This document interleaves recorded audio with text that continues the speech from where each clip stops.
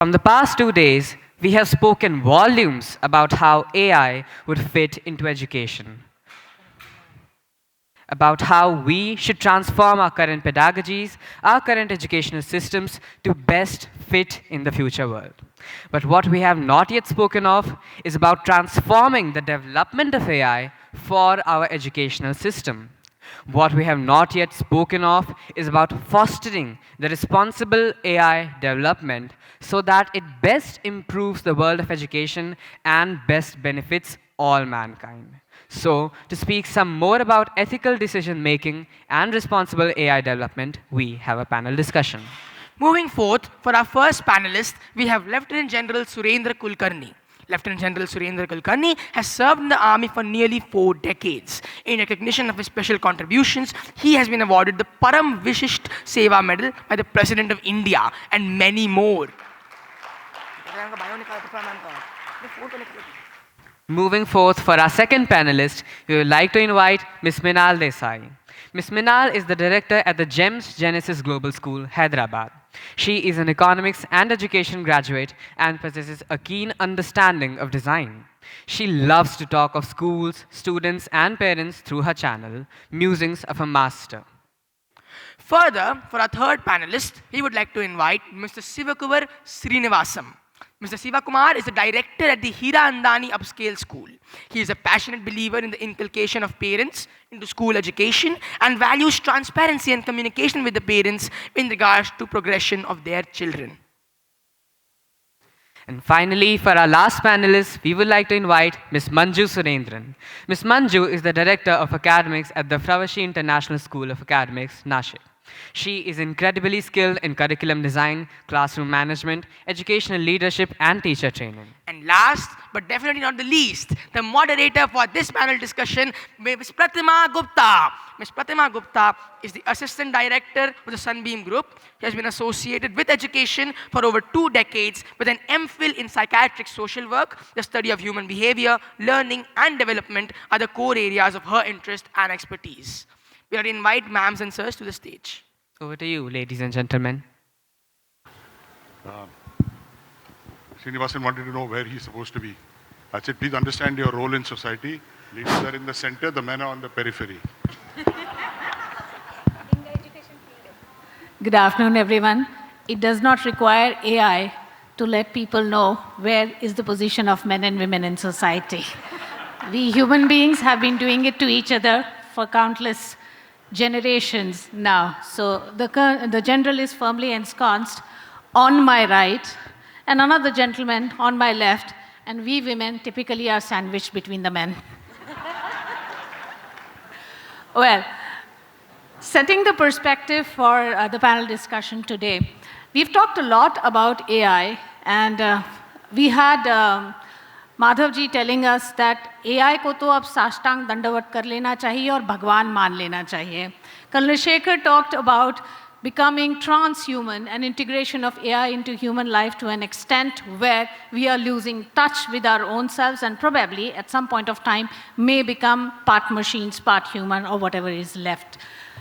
I want to put forward just a small perspective towards the panel discussion, and that is that being a student of psychology, I always felt that, mythology, history has had countless examples wherein we have done the undoable, thought the unthinkable, and then started whining about it.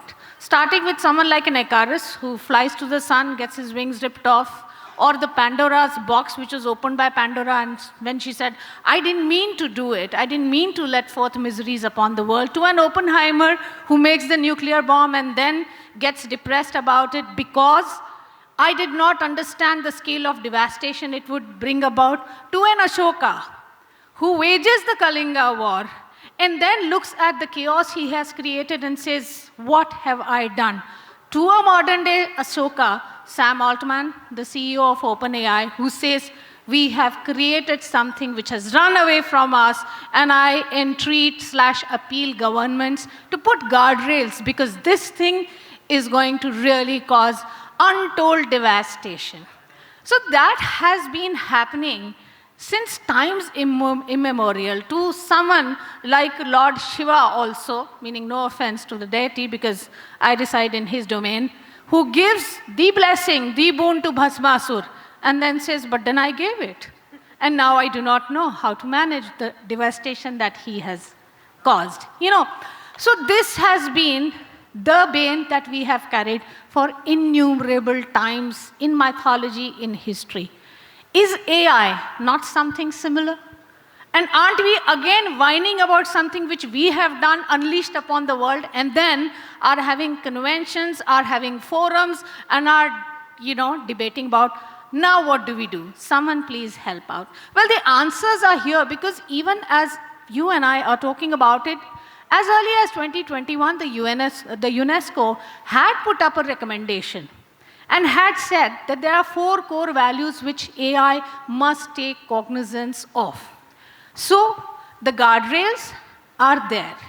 And even if a nuclear bomb was made many, many years ago, did that stop human beings from waging wars? It didn't. Did that also stop people from talking about peace and reaching out and protesting against wars and the non-violence movement being adopted largely by the sensible people of this planet? So we have to learn to live with it, and we have to not lose faith. We are capable of devastation. We are also capable of doing something to control that devastation. Coming to the panel now, Humanities and AI fostering ethical decision making. Another context. What do you understand by ethics, General, as a school leader in today's times? Ethics has to be the basic foundation of every single action that is conducted. And it starts right from the top of the school management, the school leadership, to the last small action that you do. If the foundation is not ethical and you don't insist upon it, then please don't blame anybody for the consequences that emerge later. So ethics has to be the very foundation. But can I just also bring to the notice of this audience a couple of names I want to throw at you. How many of you know or heard of a person called John McCarthy? Please raise your hand. John McCarthy, okay, handful of people. How many have heard of a lady called Fifi Lee? Not one. Well, John McCarthy, only 60 years ago, set up the Stanford Artificial Intelligence Laboratory, only 60 years ago. My plea to you is this discussion is happening too late. Right? This is the same thing that happened. Somebody stood here very proudly said, when the pandemic came, we learned technology. Sorry, technology was all around. Why did you sleep? And this is a point I have for all school leaders. Your job is to anticipate, not to respond. And on every instance that I have seen after coming into education, we are responding. Whereas those who have been smart about it have anticipated. Fifi Lee was heading the same institute between 2013 and 18. Today, she is also back in Stanford, heading the human-centric Institute for Artificial Intelligence. Have you understood? The world has finally realized that AI is fine, but if it's not human-centric, and human-centric means all about ethics, then we are going to get it wrong. And let me also tell you, she's been the chief scientist and vice president of AI and ML for Google. She's on the board of Twitter, now called X. All right. So all this that is happening today is happening for a long, long time.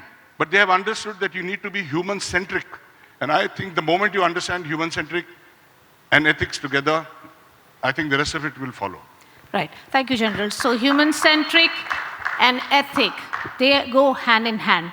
Okay, I'm going to go to Minal and ask her that in your school scenario, or in your experience of school life, or based upon the present context, how much of decision-making do you think is autonomous? I'm kind of dissecting the topic that Ravi has given me so that we arrive at the final conclusion. How much of decision-making is a self-propelled exercise and an endeavor, and how much of it is autonomous? Hi. Thank you so much for asking that question. We've discussed too much of AI and so much of it that by now it seems like almost all aspects of it has been discussed. talking of autonomous decision making, I think you're asking in terms of how the stakeholders of the school, including students, teachers. No, I'm going to put it in the context of the amount of barrage of information you get your way, which is coloring your opinion. I wish to go for a vacation to a sunny place. Okay. That is my decision. The moment I type it, there are 200 kind of prompts which will come to me. Would it be my decision then to choose, or is it a programmed decision making which has been imposed upon me? You know, this is the context in which I'm asking about the autonomy of self-decision in today's times. So, honestly, all of us are highly, highly influenced by things happening around us. So, at a very visceral, unseen level, we get influenced by the small little things. There's something called priming. So, you can literally have people think the way you want them to. So, before we come to this conference or before we even decide to do something, there are a lot of things that play in our mind to shape who we are and what we think. Things that we consume, things that we interact with, they shape us in such minute and tiny manners that over a period of time, we get this, we believe that this is my independent and autonomous decision making, but it rarely is.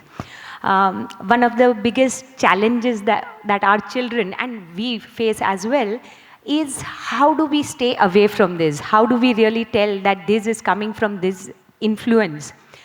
There's a fantastic essay that I very often share with all my teachers and everybody. It's called Ladders of Inference. All of us climb up a certain ladder of inference, and we do it so quickly that it is amazing how our brains function. Anybody who's not read Thinking Fast and Slow must read it. But I'll talk more about these ladders of inference. What it does is, you believe that you are looking, your decision or your understanding of person A, B or that situation C is independent and objective. However, in order to make it objective, you have selected a certain data set. You have left out a lot of things. Your data set in itself is a selective item, and then from within that data set, you are making your inference. That's exactly the point that I was wanting to make. That's exactly the point I want to make. And that inference then is your belief system. It's like, no, I've come at it very objectively. Yahi satya hai. Ek hi satya hai aur wo mera satya hai. So it's very difficult. So I'm going to go to Manju. The general wanted to be emphatic about that particular point and applauded, but somehow the mic had a will of its own. Anyway, now that order has been restored. This is a conspiracy to make sure I don't have a mic after that. Now that order has been restored, I will go to Manju and ask her. So we talked about how ethics, human values have to be at the center of everything, and how we also understood that in this day and age, the decision-making context really is a programmed context. Now, I'm going to come to the term humanities. Is humanities being human to you in the school, or is humanities the narrow definition of which student will go and sit in the arts classroom and which student will go and sit in the science classroom? How do you interpret it? Yeah. Just to add on to the data point, if I may just, we always had data points to arrive at a decision. Today with technology, it is access. So you have more access to data point. So prior to the access to technology, when I had to take a decision, I was still depending upon my experiences, reading up, and that was my data point to arrive at. Today, with technology, it has become humongous. So then the filtration depends upon what is my satya, as rightly pointed out. Coming to humanities, I think the connotation of humanities over a period of time has, as rightly the student who spoke brilliantly before this, that the Auntie G, Uncle G version of those who did well are supposed to be in sciences and average, or if your father owns a business, goes to commerce. And if not, good for nothing, you end up with humanities. A personal example, I had to sit on a Bapuji's Satyagraha for a week because I wanted to take up humanities. And it was quite a challenge way back then, and I was practically asked, unless you're considering giving the civil service, what are you going to do doing humanities? Join the club. Right, so humanities and this, I have a fundamental objection to the bifurcation also. None of the boards, for that matter, for years have ever asked you to bifurcate it. It is a logistical and a timetable, ease. That is why we bifurcate it and make it easier. And then we complain when the children walk into the real life that a doctor is not empathetic enough or a programmer doesn't understand the society, because we have kind of compartmentalized it so much that a scientist never reads Bernard Shaw's Arms and the Men and doesn't understand that if you drop the bomb, what happens? But an Oppenheimer read the Gita. But he misquoted it. And he did say that I am death, now I am destruction, and actual, as commented by, and several articles have been written, the connotation from the Gita's verse is about time being a destroyer and a creator, and that's what the point is. And surprisingly, the Manhattan Project, which put the, the little boy and the fat boy together, had the largest number of Nobel Prize laureates in them. Any guesses how many were there?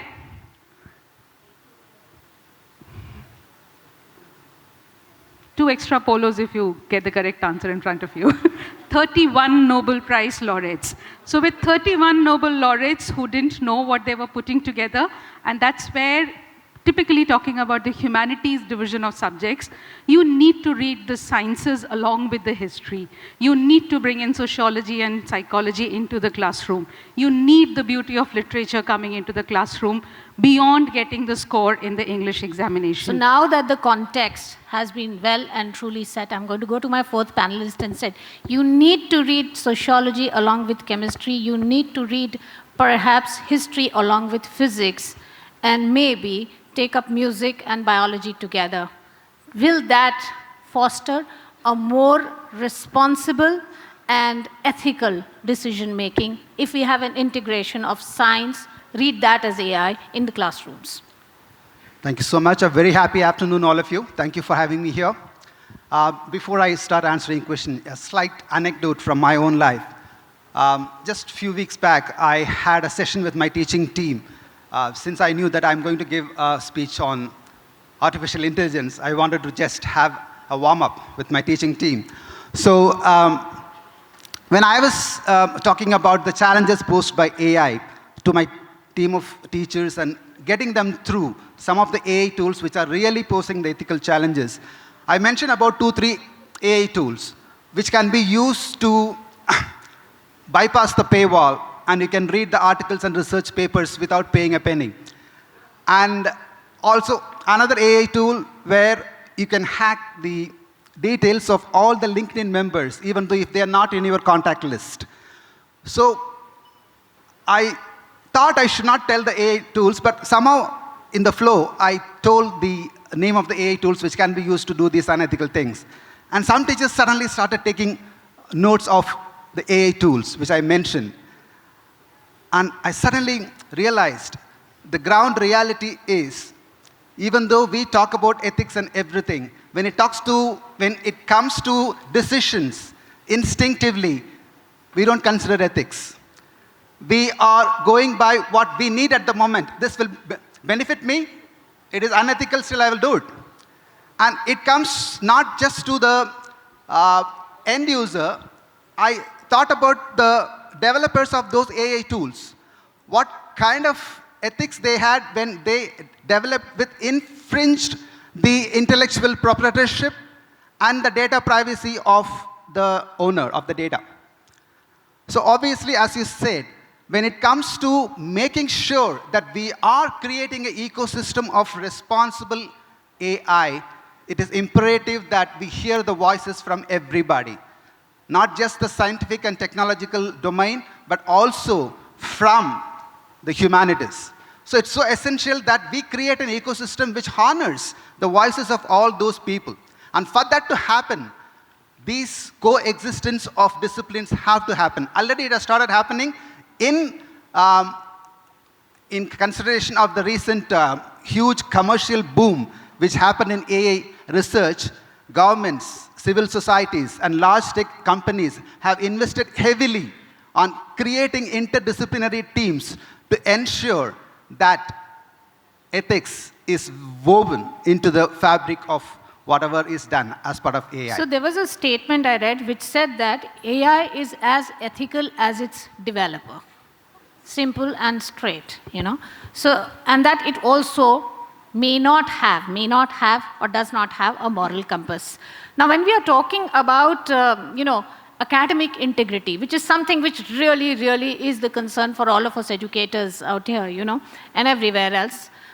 How would you say that humanities and its integration with AI can affect to bring about ethics and academic integrity? Do you see that happen? It's a random open to all the panelists. Anyone can. May I start with? I think indoctrination has always been the danger education has always to face. Historically too, if you look at what the Nazis did, Hitler was smart enough to understand that you catch them young. So in a classroom of a mathematics, you're taught that the number 7 looks like an inverse 7, the nose of a Jew, or the representation of a Jew on a bag of coins, and the very beautiful poem which used to be there in the CBSE grade 9 textbook.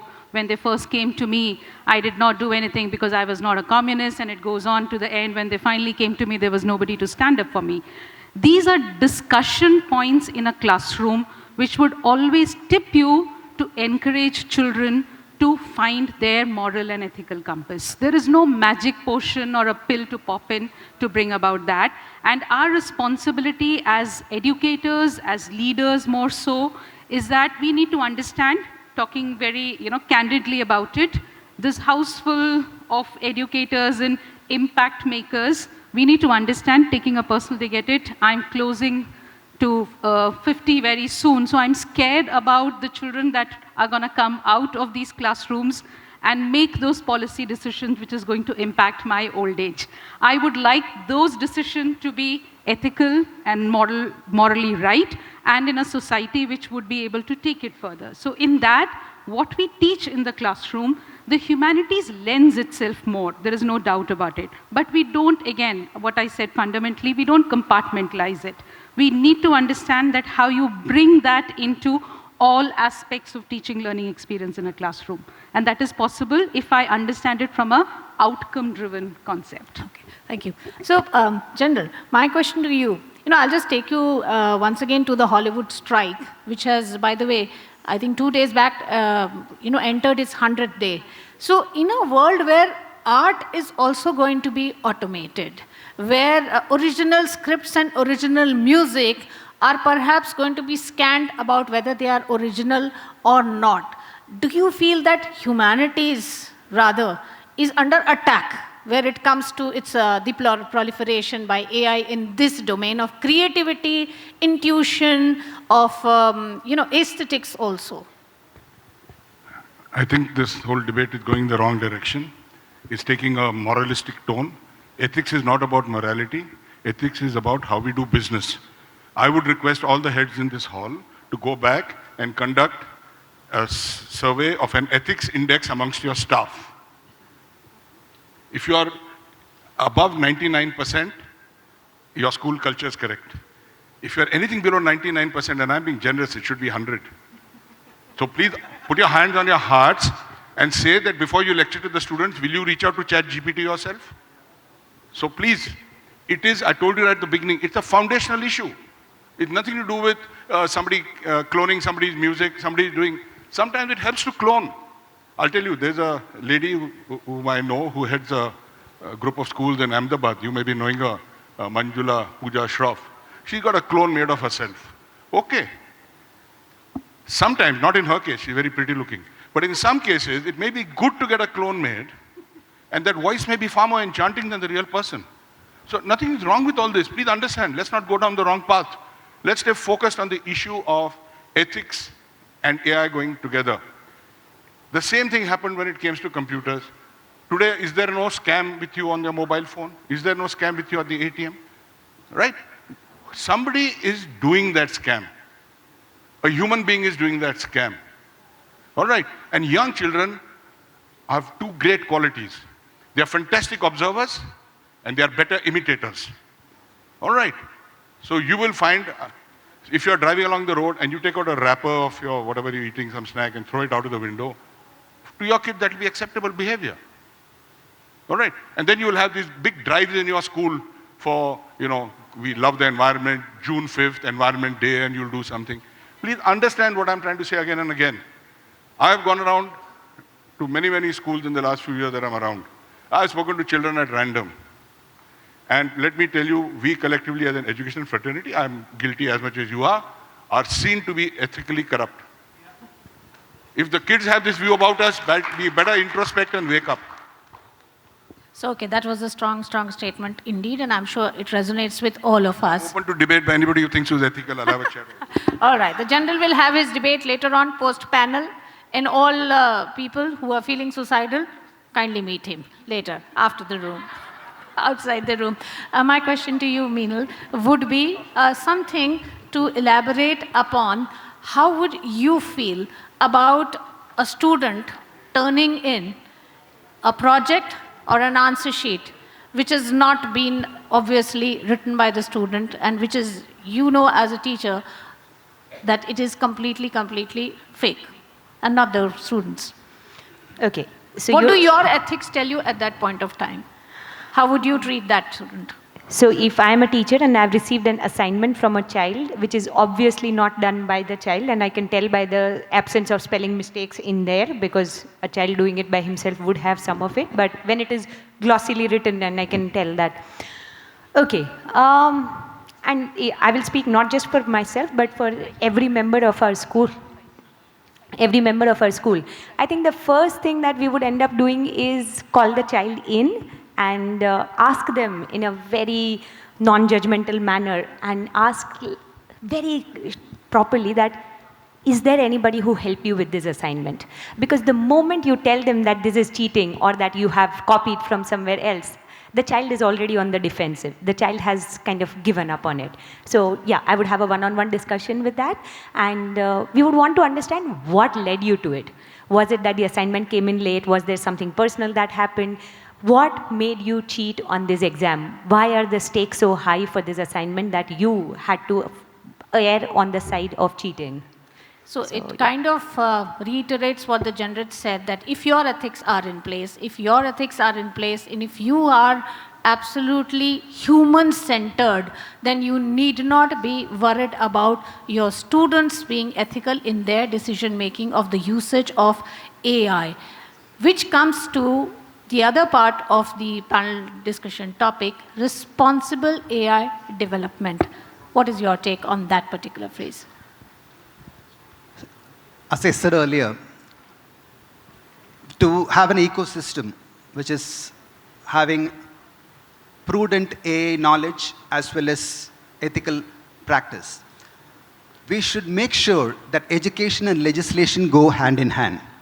Because educating on how to develop products, AI models, which have to follow the ethical standards, I think very good way of addressing this is following the design thinking, which IBM is already doing.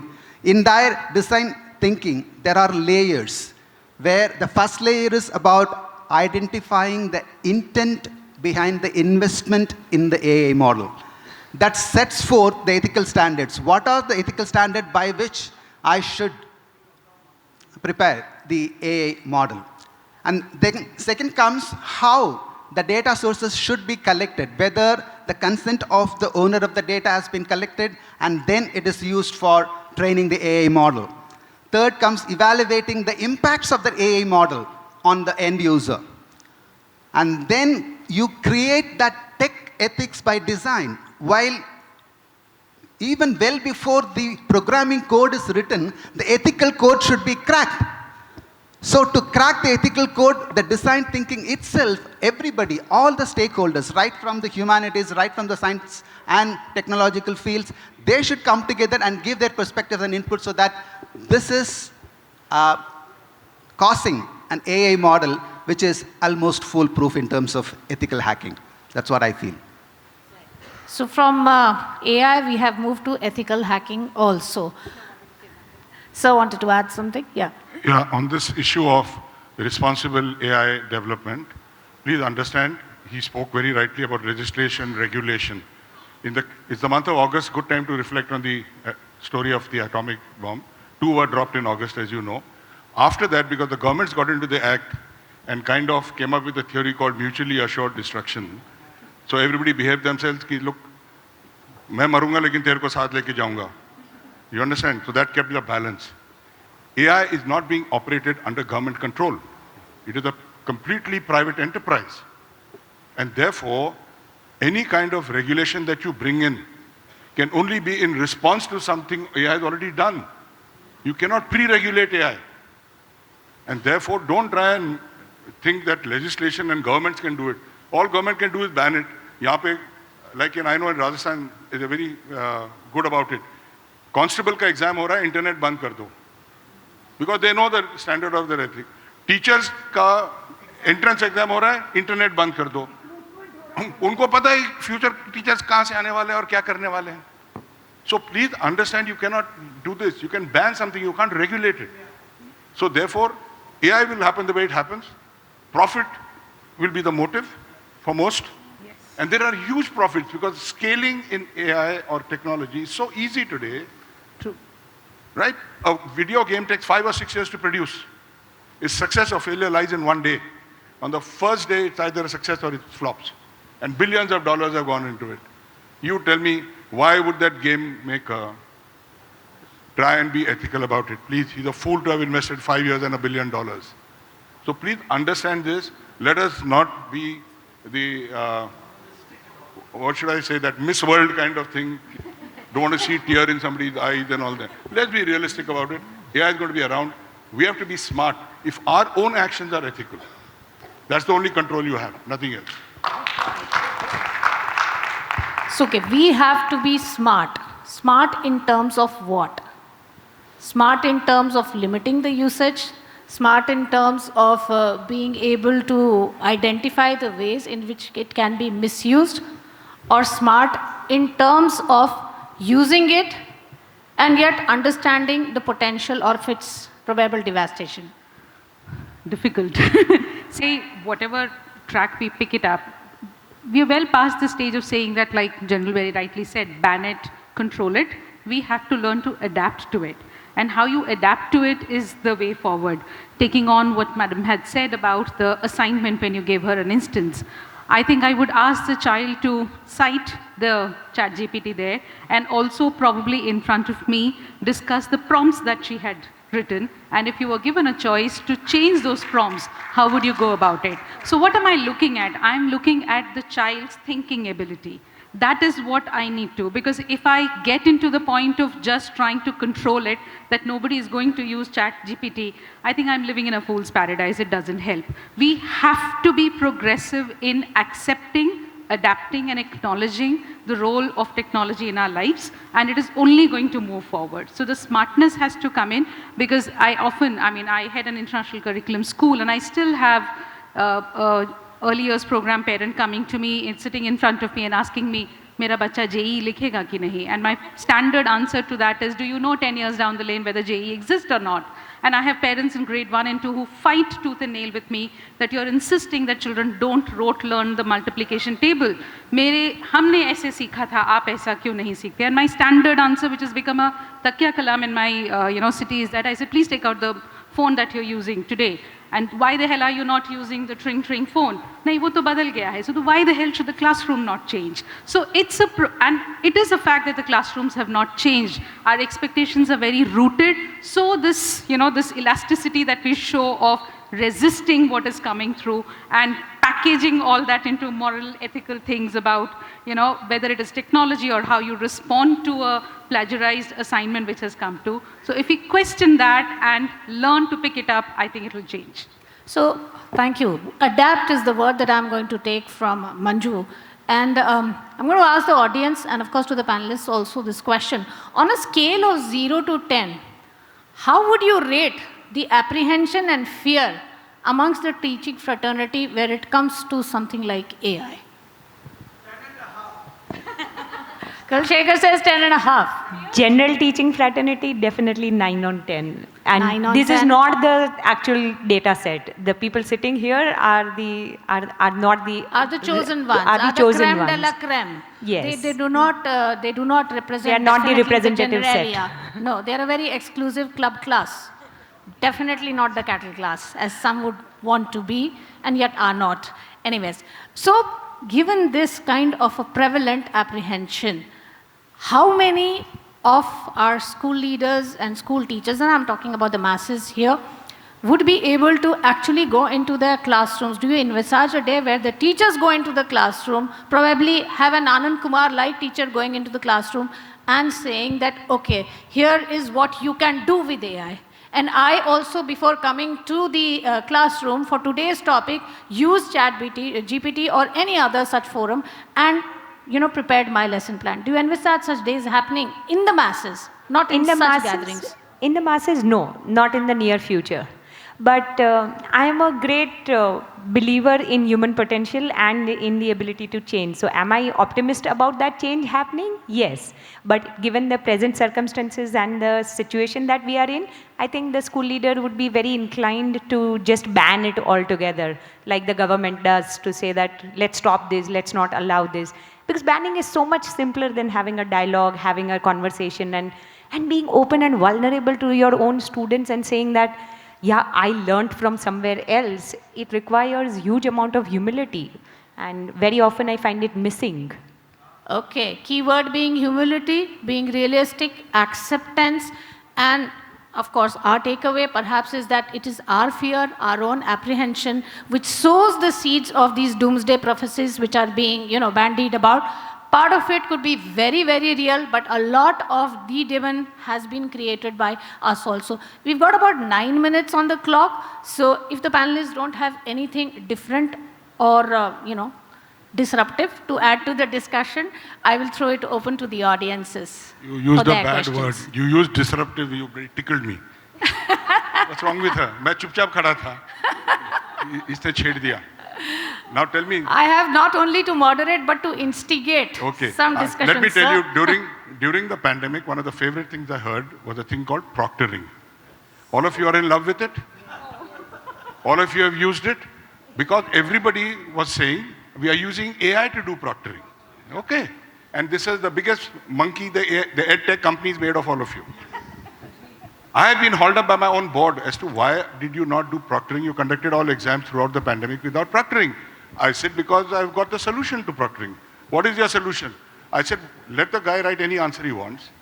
Take at random 20 to 25% of the answers he's given which are correct. And the teacher should do a quick viva. If the guy has done it himself, he'll answer it. I'm saying he because we are boys' school. Right? I'm not being gender biased. But if the answers it correct, no problem, give him full marks. If he answers it wrong, cut double marks. Right? After the second test, proctoring was not needed.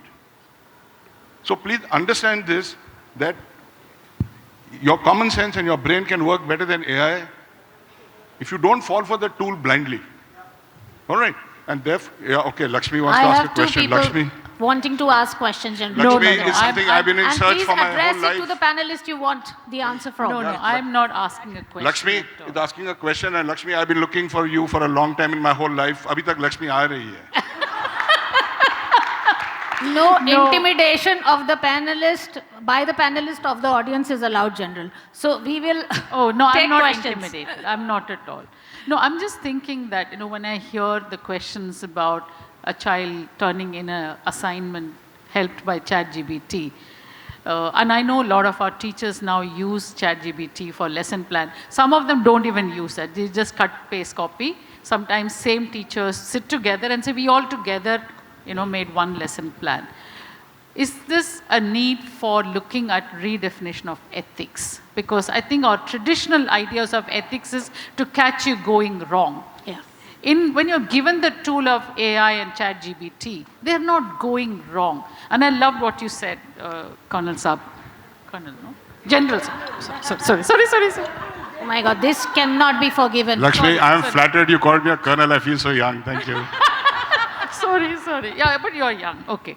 I think, that instead of just looking at catching them doing it wrong or catching them not doing the right, is there a time to really relook at ethics in terms of this whole gamut of education and how we want to really treat our young people? That's my Ma'am, at the risk concern. of taking my panelist's time, in one sentence I'll answer your question. And this is an old story. If you copy from one person, which is like ChatGPT, it's cheating. If you copy from many, it was known as research when I was young. Thank you. Well said. We'll have that question now, please. Okay. So I just want to ask any one of you, are we reacting to AI or we are responding to AI? This whole conference is about a reaction. We're still at a state of reaction to move towards responding soon. Thank you. Actually, we are playing the catch-up game now because the AI advancement has gone so far. Now we are, actually thinking about what are the ethical guidelines that should govern. It is also very difficult to craft regulations for technology which is gaining new competencies and uses every month. So, we are actually playing a catch-up game. The AI technology has gone so far ahead. Okay, so my question anyone can answer. Okay, so we are still living in a human-centric universe. Like we still feel that, how our ecosystem will behave, we will decide. And so we decide the ethics of the whole planet. Don't you think that a time is coming where AI will decide what will be our ethics? Yeah, you get what you deserve, right?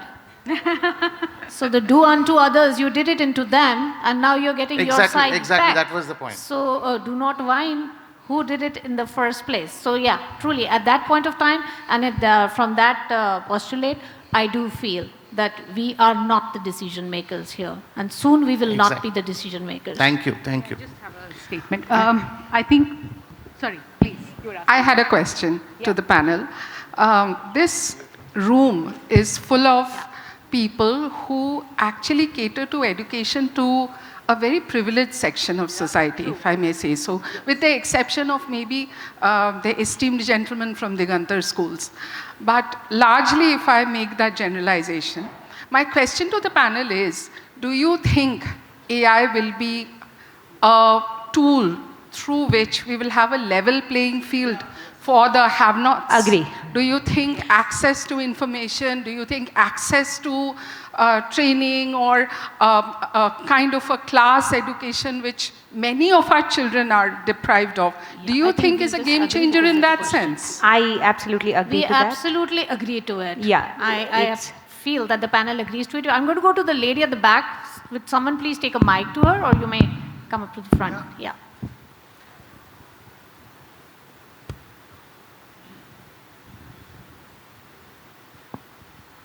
I don't actually have a question.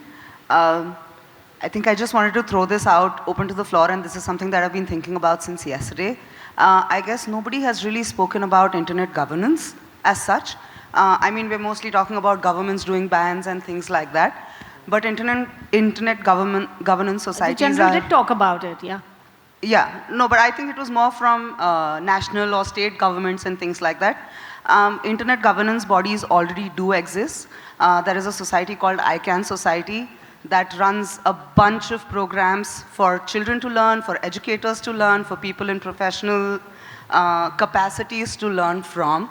So I just kind of wanted to throw that open, that maybe it is time that educators, regardless of what level of educators they are, whether they are in classrooms or whether they're running schools or whether they're running groups of schools, maybe a good direction for us to go would be to actually get ourselves and our children involved in internet governance and get a better hang of it. And for me personally, when I started like about 5 years ago to get involved in these societies, it actually reduces the fear. And I think there's a lot of fear mongering right now, and to kind of quote Mr. Anand again, that just embrace change, and if you understand it better, if you use it better, we'll all do better. So I just want to kind of add that thought, food for thought for everybody. Thank you. Thank you for those reflections. So and yeah. Any other questions? Yes, Colonel Shekhar has a question. Yes. No, I have no question. First of all, a wonderful panel. Thank you. We enjoyed this interaction. Only one observation to Manju Surendran. rote has become the new four-letter word we hate. But rote learning at some context does have its importance. It's an observation, nothing else to say. Thank you. Thank you, sir. So it's mentioned in the NEP also. Yes, please. Just one hand and very quickly. Yes. Yep. So when we discuss a lot about, we give the citation. So in TOK, e-assessment, we start like giving them the citation and everything. Are we looking down in next 5-10 years, the assessment would be which one of the students have added the right imprompt and getting the answer, or the GTP is giving the right correct to the topic. So that are we looking into the straightforward after 5 years would be one of the assessment to it?